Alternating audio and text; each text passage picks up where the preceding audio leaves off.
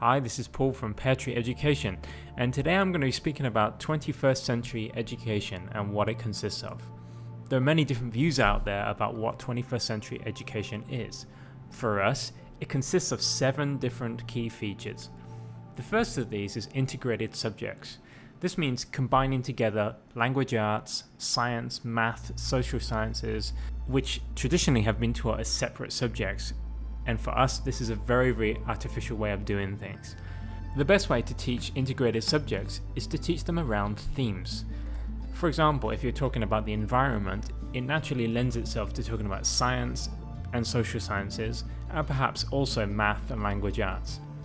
The second thing is technology. Now, technology isn't 21st century education, and too many people get their heads wrapped around technology as being this answer to all of our problems, and it's not. Technology is for every single person in that classroom, and it isn't a replacement for the way things are done at the moment. It's an additional tool.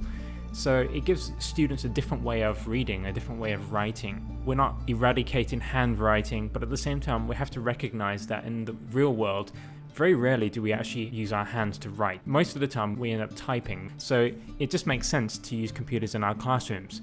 It's also a new way to collaborate as well. We can share ideas, and we can even present ideas using technology. But of course, we still have to recognize that those face-to-face social skills, which are quite often lost these days because of technology, are still extremely important and actually the best way to conduct our day-to-day lives, to make friends, to do business, etc. The third thing is hands-on learning. If you're learning a language, you learn this by actually using the language. The same thing goes for anything that we study. The best way to learn it is by doing it hands-on, rather than just like looking at a TV program or watching someone else do this or reading a book about it. We don't actually learn anything until we actually get in there and actually do it for ourselves. So we learn by doing. The same thing goes for teaching. Teachers don't really understand what they're doing until they have to stand in front of a class and actually teach that subject. This is why hands-on learning is the most interesting and engaging way of actually teaching students. And I've yet to find one student of any kind of learning style that isn't engaged through hands-on learning. So there are so many teachers out there trying to provide this kind of individualized learning because they think to themselves, okay, well, my students could be tactile learners, they could be visual learners, but at the end of the day, everyone learns by learning hands-on. So rather than trying to cater to the needs of 30 different children in the classroom, if everything revolves around hands-on learning, then every child is engaged at all times. It's not a question of, well, today, Matthew's going to be engaged because it's his style of learning, but the others, well, sorry, but they'll have to wait till tomorrow. You have to be able to engage all students at all times. And the only way to do that is by having them do something, rather than just sitting watching you. The fourth feature of 21st century education is collaboration. Despite our best efforts, we're never going to know everything that we need to know, and there's only so much you can achieve alone. At the end of the day, it is far easier to work together to achieve common goals.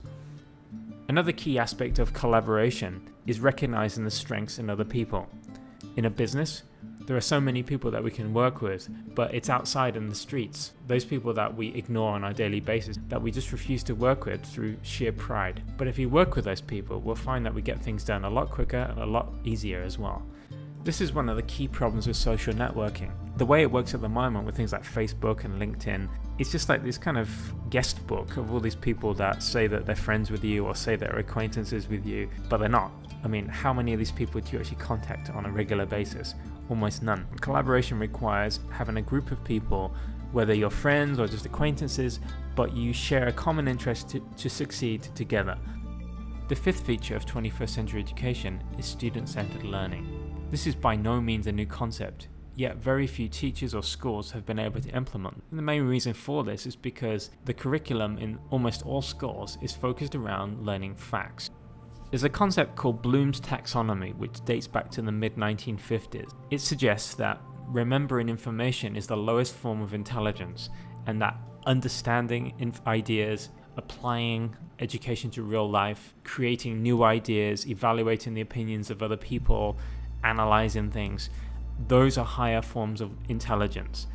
And yet, education as it stands doesn't test for this. It doesn't allow for this to take place in the classroom because there is so much going on in a classroom that It's just a question of getting from one topic to the next topic to the next topic and being unable to go into any depth. So learning is extremely superficial. It's mostly based around names, dates, formulas, facts, events, and as such, learning is about memorizing facts. Teachers have to be the source of information because they're specialized in teaching that subject. And students that walk into a classroom knowing next to nothing are these vessels that are filled with knowledge and are quite passive entities within the classroom. But this is not learning. You do not learn by sitting there passively. You learn by doing things, which is what we talked about before. The whole idea about hands-on learning is you're an active learner. If it's about facts, you're not learning anything. Technology allows us to look up facts at the touch of a button.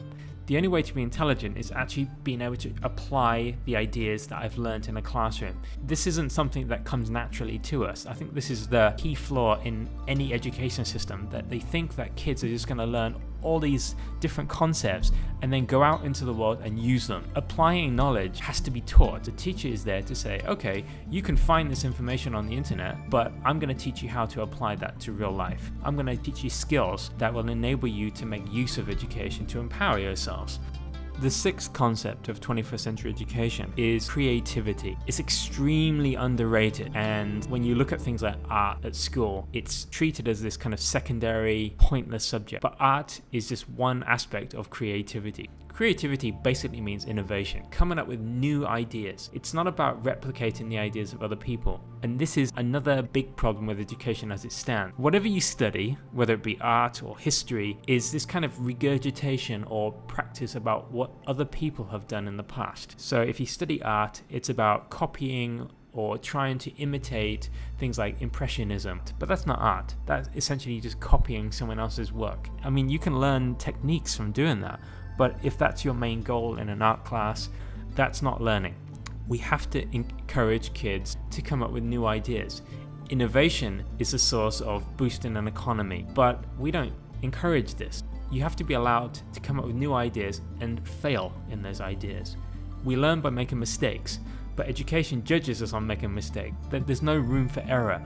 You're judged at every stage. You have reports at the end of the year. And so as a result, kids get so paranoid about making mistakes that they're too afraid to do that. So kids stop thinking creatively. A guy called Sir Ken Robinson, famous in trying to boost creativity, drama, the arts, performing art. He talks about creativity all the time, and he says it's something that we're born with, but it's kind of like stripped out of us as we become older. We're told to conform to one way of thinking, but new ideas don't come about from doing things exactly the way we've always been doing them. It means taking a risk, chancing to do things in a different way.